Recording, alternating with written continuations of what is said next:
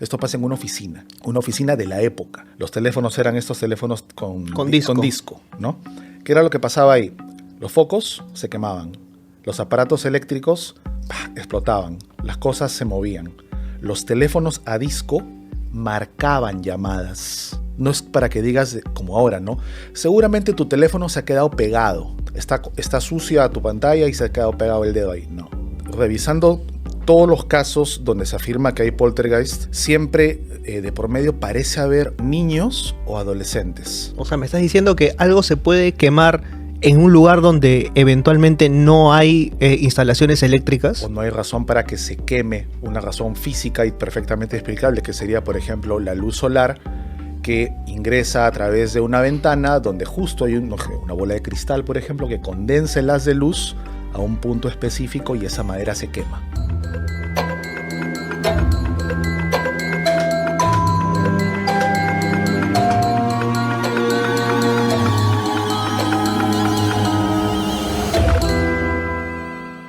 ¿Qué es un poltergeist?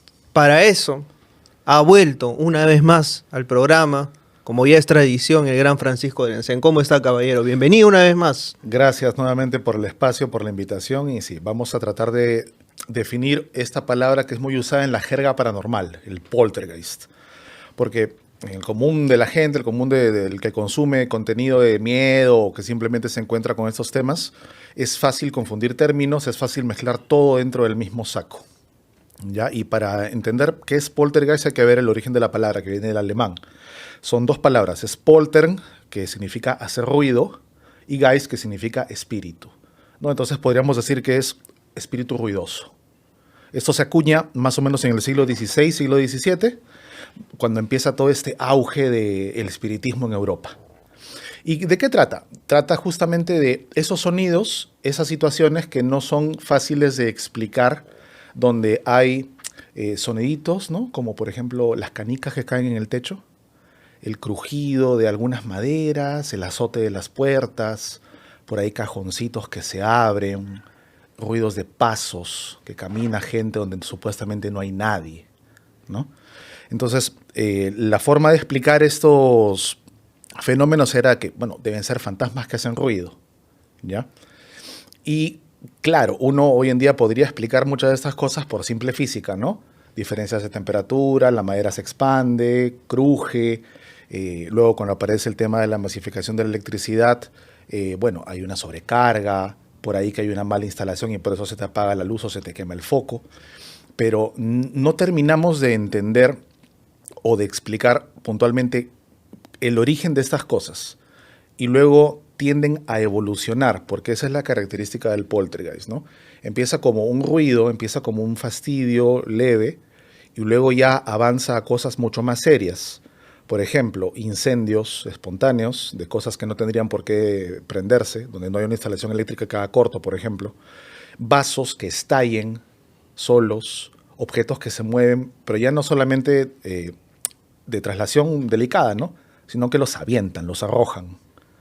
O sea, me estás diciendo que algo se puede quemar en un lugar donde eventualmente no hay instalaciones eléctricas. O no hay razón para que se queme, una razón física y perfectamente explicable, que sería, por ejemplo, la luz solar que ingresa a través de una ventana donde justo hay una bola de cristal, por ejemplo, que condensa el haz de luz a un punto específico y esa madera se quema. Ya, ponte que no hay eso y aún así se quema la silla. ¿Les han llegado casos así? Felizmente aquí en Perú no. Entiendo de que a Dharma, a Pedro le llegaron algunos casos parecidos, pero sí tengo algunas historias personales y también que podemos ir comentando en el tema, ¿no? Sí, claro. Para poderlo ver. Pero quiero que se centren en esa idea, ¿no? Que el poltergeist empieza como una serie de sucesos que te perturban y que van avanzando hacia una cosa un poco más violenta, ¿no? Ahora, ¿hay alguien que es víctima o un objetivo perfecto de los poltergeists o simplemente aparecen? Sí y no.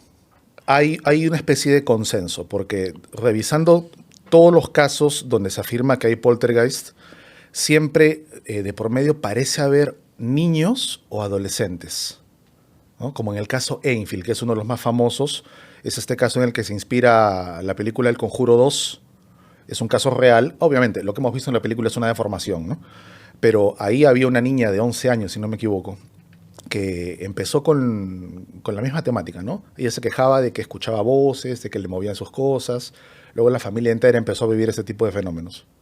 El caso fue investigado por una asociación en Reino Unido que se llama por acá lo tengo, la RSP.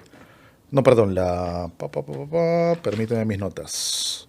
La Sociedad para la Investigación Psíquica de Londres, la SPR, que es una organización que se dedica a investigar los fenómenos paranormales, pero desde la óptica científica. O sea, ellos tienen más casos que han debunkeado, que han agarrado y han demostrado que son perfectamente explicables que casos paranormales en sí, ¿no? Y este es uno de esos casos en los que ha quedado la duda, que no tienen cómo explicar lo que ha pasado. Luego, claramente hubo un tema de deformación por toda la fama que hubo por el caso, pero el origen en sí no se llegó a explicar enteramente. O sea, este es uno de esos casos extraños de convergencia entre lo científico y lo paranormal. En los cuales lo científico no termina de explicar lo paranormal. Ok. O sea, ahí entra a tallar ese extraño vértice en el que muchos haters de este programa podrían estarse revolcando en sus comentarios. Sí, ese espacio liminal incómodo, en el que tu ciencia no alcanza para explicarlo y mi misticismo tampoco. Así que ahí les damos directamente en la yema del odio a quienes dicen, tío librero, tú cómo que tanto lees y que tanto investigas, ¿cómo es posible que creas en estas supercherías? Es que no se trata ni del tío librero, ni de Paradigma, ni de Francisco, ni de la actualidad pues tiktokera, ¿no? Que ama todo este tipo de contenido. Estamos hablando de cosas que han venido sucediendo desde siempre, solamente que ahora como tenemos acceso a redes y tenemos acceso a información, es un poco más evidente. Pero volvamos atrás, otro casito, el caso Rosenheim, por ejemplo, en Alemania, en el 67, ¿eh? Ojo, mucho antes de redes sociales y de todo esto. Esto pasa en una oficina de la época, ¿no? Con máquinas de escribir, con tecnología analógica, los teléfonos eran estos teléfonos con disco, ¿no? ¿Qué era lo que pasaba ahí? Los focos se quemaban, los aparatos eléctricos explotaban, las cosas se movían. Los teléfonos a disco marcaban llamadas. No es para que digas como ahora, ¿no? Seguramente tu teléfono se ha quedado pegado. Está sucia tu pantalla y se ha quedado pegado el dedo ahí. No. Oye, algo ha girado el disco, no una vez, varias veces, hasta conectar para que entre una llamada. Y para que una llamada entre tienes que descolgar. Porque si tú llamas así, no sale, ¿no? Eso tampoco ha terminado de ser explicado. Quedó como no sabemos qué pasa. Ingenieros alemanes fueron a ver qué pasaba con las instalaciones eléctricas, no llegaron a detectar fallas, no llegaron a detectar sobrecargas, sin embargo los aparatos seguían malográndose. ¿Cómo explicas eso? ¿No? Y vuelvo a algo que dije al inicio, en base a tu pregunta, ¿no? Muchos casos de estos tienen en común que hay adolescentes de por medio, que hay personas que están o entrando en una fase donde hay mucho estrés en la vida o muchas emociones acumuladas o reprimidas. Y esa es una de las explicaciones que más o menos desde el lado del misticismo estamos encontrando, ¿no? Que estos productos, estos casos, estos fenómenos son producto de personas que están vivas, no de fantasmas. No es que hay un fantasma que va ahí a descolgar el teléfono o a tirarte la lámpara. No, aparentemente es una proyección de las emociones embotelladas de las personas que habitan un lugar o que frecuentan un lugar y que se manifiestan de forma violenta de rato en rato. Porque el fenómeno sigue a las personas, no se queda en un solo lugar. O sea, tiene que ver más con las personas que con el lugar. Parecería que sí. O sea, tiene que ver entonces con un ensañamiento con las personas. O que la persona lo produce sin darse cuenta, de forma subconsciente. Esto tendría que ver con algo, un plano más metafísico, entonces. Sí, y esa es la diferencia, y por eso traigo el tema, entre poltergeist y un fantasma que está penando. Claro. Ahora, el poltergeist también puede llegar a ser peligroso. No lo vamos a ver como en las películas, ¿no? que está pues la ama de casa en su cocina, la típica cocina estadounidense, esa que tiene sus gavetas, que está lavando, como en Sexto Sentido, ¿no? Que el chiquito sale y se escuchan ruidos, cha, cha, cha, cha, cha. Va a la cocina y los cajones se abren y los cuchillos vuelan. No va a llegar a ser eso, felizmente, pero sí hay casos de personas que reportan que les han aventado objetos.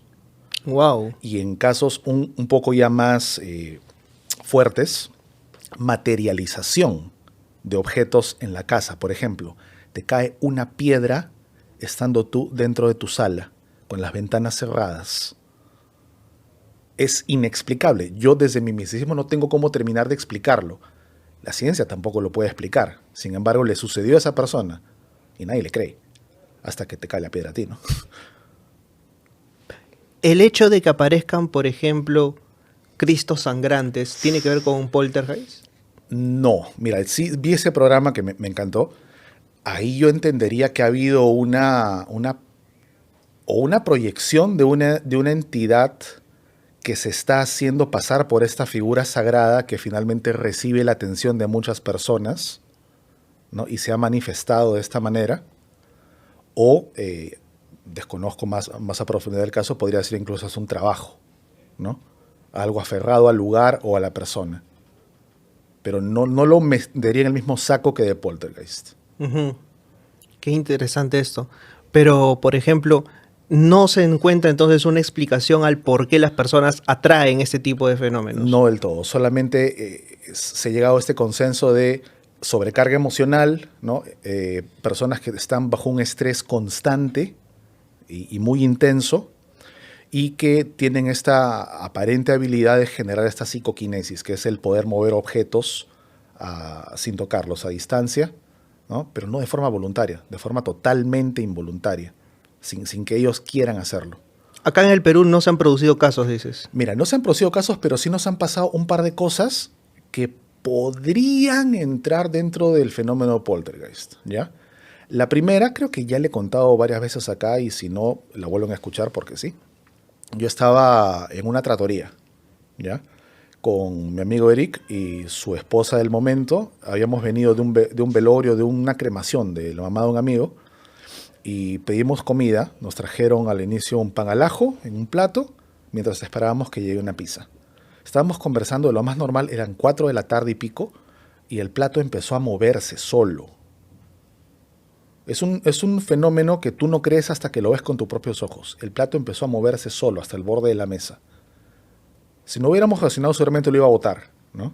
Luego vino la mesera a excusarse, a explicarse y a pedir que por favor no nos fuéramos, que esas cosas pasan ahí. En ese caso, atribuían el fenómeno a el anterior dueño de la trattoria que había fallecido y que aparentemente no estaba conforme con cómo se estaba llevando el negocio, porque hasta su cuadro estaba ahí al fondo. Eso dijo la mesera. Eso es lo que inferimos nosotros, por las preguntas que le hicimos y lo poco que nos respondió porque estaba palteadísima. Ah, la mesera vio. Sí, no, la mesera sabía que eso pasaba, porque por eso va a disculparse, que por favor no nos fuéramos. O sea, ya le había pasado antes. ¿Podría ser poltergeist? Sí, finalmente. Otra que pasó fue en Promística, en la tienda. Estaba yo con Matt en la oficina, conversando, jajaja, era 5 de la tarde más o menos, y afuera, en la tienda misma, estaba la recepcionista y un par de clientes. Estaban conversando también, comprando sus productos, de lo más normal. Y en eso escuchamos un grito, ¡ah!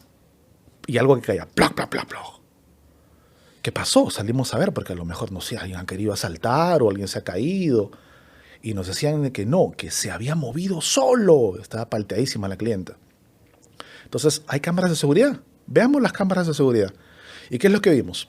En uno de los anaqueles superiores, donde había unos símbolos en trupán, que es esta madera muy ligera, que estaban ahí en display, mostrándose, se ve como uno de los símbolos empieza a moverse.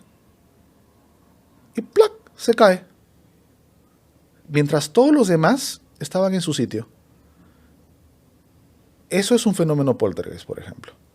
Ahora, la ciencia te diría, no, sabes que ha habido una vibración y la vibración de un camión que ha pasado por la avenida es lo que te ha movido eso y ha hecho que se caiga. Ya, pero ¿por qué no se han caído los demás? Porque solo ese. Porque es solo ese. Y la avenida principal por donde pasa el tránsito Está no lejos. está cerca, está lejos. Claro, Exacto, tú sí, sí, conoces sí, la sí. tienda. ¿No? Entonces, está la evidencia en video y de ahí no ha vuelto a suceder. Entonces, digamos que los fenómenos poltergeist que conocen les pasaron a ustedes. Esos dos nos han pasado a nosotros. Seguramente Pedro, Matt tienen más en su haber, pero yo voy al hecho de que ya me consta que sí es posible que un objeto físico a plena luz del día se mueva solo. Si me pueden mover el trupán y me pueden mover el plato que es de cerámica pesado con pan al ajo encima, me pueden mover un cuchillo, me pueden mover esta lámpara, pueden mover cualquier cosa. Pero vamos a la intención. Eso, la intención. Y es importante porque, como bien dije, no es que necesariamente haya un espíritu asociado al fenómeno, ¿no? A veces simplemente no hay intención, las cosas simplemente se mueven solas. Hablando de poltergeist, ¿no? Entonces, por eso es que hay dificultad a veces para algunos terapeutas, para algunas personas que se dedican a hacer limpias de casas, en lidiar con este tema. Porque como no hay espíritu que votar, no hay entidad que sacar, tu rito, tu limpia no sirve de nada. Porque la causa no es un desencarnado, no es una persona que no está, no es una entidad espiritual. Es esa persona viva que está ahí, que está moviendo con alguna especie de psicoquinesis que no controla los objetos de forma inconsciente. Claro. Y el miedo que le genera y la sorpresa que le genera parece que retroalimenta el proceso y cada vez se empeora. O sea, el poltergeist se alimenta del miedo. Se potencia. No creo que se alimente porque para que se alimente tendría que haber una entidad atrás alimentándose de ello. Que tampoco podemos descartarlo porque no es que el fenómeno esté separado totalmente. Y por eso es que es un poco confuso. Se mezcla todo finalmente dentro del mismo saco. Ahora, ¿cómo te deshaces? Exacto. ¿Cómo te deshaces de eso? Creo que en la mayoría de los casos ya cuando la persona asociada al fenómeno crece, esto ya se estabiliza y para, ¿no? O se elimina la situación de estrés y esto baja, se controla.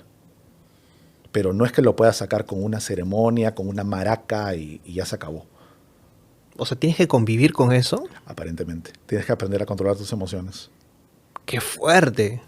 Para alguna persona que no sepa regularse, sí. Horrible. ¡Qué fuerte! O sea, porque imagínate convivir con esta idea de que en cualquier momento se te cae un plato, se te... El solo estrés de pensarlo, ¿verdad? Claro. Y eso retroalimenta la función de... Exacto. Para mí sería muy complicado lidiar con eso. Ahí lo que habría que hacer sería pues trabajar, no sé, en meditación, trabajar en el control de las emociones. ¿Mm? Y si ya vas, quizás de forma un poco más analítica, a intentar explicar el proceso de cómo se da esto, al darle sentido en tu cabeza, ya le bajas la revolución al fenómeno, ¿no? Qué fuerte. No, sí, me quedé colgado porque digo... O sea, una cosa es que uno pueda vivir con determinado tipo de condiciones, pero hay condiciones que se manejan. Uh-huh. O sea, pero son condiciones que, digamos, tienen una explicación y una base científica. Y una pastillita que te ayuda. Exacto. Sí. Pero un fenómeno de este tipo, que no tiene ni siquiera una base científica, que, ¿cómo lo haces? No, y que puede ser peor si le metes una pastillita que lo que hace es reprimir cosas. Exacto. Sí. O sea, porque se puede confundir, porque no, está viendo cosas. Y puede ser que lo esté viendo, porque algunas personas también han detectado, o sea, hay investigadores de lo paranormal que son muy pegados también a la ciencia y que han detectado de que muchos fenómenos paranormales, ya sea el ver fantasmas, ya sea poltergeist, ya sea, no sé, brujerías y cosas así, están no solamente... acompañados de que la víctima o quien percibe esto tiene problemas mentales o tiene cosas de ese tipo, sino que también están sucediendo realmente esas cosas. O sea, no es excluyente. La explicación de que estás loco no engloba todo el fenómeno. Porque sí, puede ser que estés loco, ¿ya? Pero sí te está pasando aquello que dices. O sea, además de... Además de. Y el hecho de que tengas este desbalance, que de hecho que tengas esta condición, potencia lo otro. Y cuando ya hablamos, fuera del tema poltergeist, de casos donde tienes alguna entidad espiritual que te está acosando, ese miedo, esas sensaciones, pues, multiplican el fenómeno. Lo hacen más crudo. Y no sería raro, pues, que tengas un porcentaje de gente que esté en el Arco Herrera que efectivamente aparte de su condición, de su enfermedad, sea víctima de cosas paranormales. ¿Les ha llegado casos de, por ejemplo, gente que de pronto hayan sido reprimidos de alguna manera y que de pronto sí veían cosas? Han llegado testimonios, ¿ya? No ha avanzado a nivel caso, porque para ese momento no teníamos la disponibilidad de nuestro amigo que es psicólogo, y para ya meterte a investigar eso, pues tienes que ir, ¿no? Claro. Y tienes que revisar la historia médica, tienes que hacer un acompañamiento a las personas. Por eso no ha llegado al nivel caso, pero testimonios como esos tenemos un montón. Y peor todavía, hay una sección que nosotros en el programa hemos titulado Escuchamos pero no juzgamos, en la que hay un link que te permite dejar un testimonio de forma anónima. Entonces no es que te envía un correo y tú ves Pepito Los Palotes 1234 @hotmail me mandó esto. No, yo no tengo forma de saber quién lo mandó, ni saber quién lo mandó. Y ahí, aparte de las típicas historias de le hice amarre a mi marido, me hicieron brujería, no hay, está pasando esto, yo tengo una condición, a mí me han detectado esquizofrenia, yo sé que tengo esto, yo tomo mis pastillas, pero sin embargo sigue pasando esto, la. O sea, y ahí sí les llegan cosas así. Y peor, o sea, algunos incluso mencionan de que tienen grabaciones, obviamente no las pueden adjuntar por cómo funciona el sistema, pero la cámara de seguridad tú no la puedes sugestionar, pues, ¿no? No, pues. Y ahí está el problema.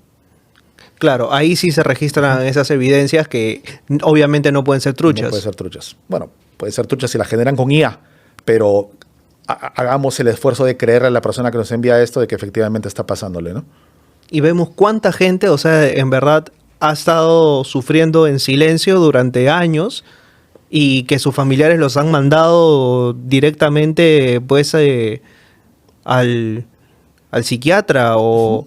Que no está mal ir al psiquiatra o al psicólogo. No, claro. Ojo con eso, la gente que está viendo este programa, ojo, la salud mental acá en Perú y en general en Latinoamérica está... No, o sea, no hay nada de malo en eso. O sea, pero tampoco puede reducirse todo lo paranormal a que es un fenómeno mental y que estás loco y que tienes que tomarte esta pastilla. Exacto. No, eso es un error muy grave. Porque, nuevamente, cuando hay evidencia que lo respalda o múltiples personas que están experimentando lo mismo, ya la explicación médica queda muy corta, ¿no? E inclusive la científica. Recientemente ha salido un estudio que indica de que muchos de los fenómenos paranormales que captamos, que sentimos o que nos cuentan, son producidos por frecuencias de baja vibración. ¿Qué son frecuencias de baja vibración? Son esas cosas que uno no escucha con la oreja, pero que suenan, que están más allá de tu rango auditivo. No sé, una frecuencia, 16 hercios. Y que cuando hay una máquina o algo que produce esta frecuencia, ya sea simplemente por su mismo funcionamiento, porque tiene por ahí una par de piecitas que están vibrando a eso y todo el ambiente se carga de ello, eso produce en los humanos que escuchan esa frecuencia, no de forma consciente, de forma inconsciente, la sensación de que están siendo observados, ¿no?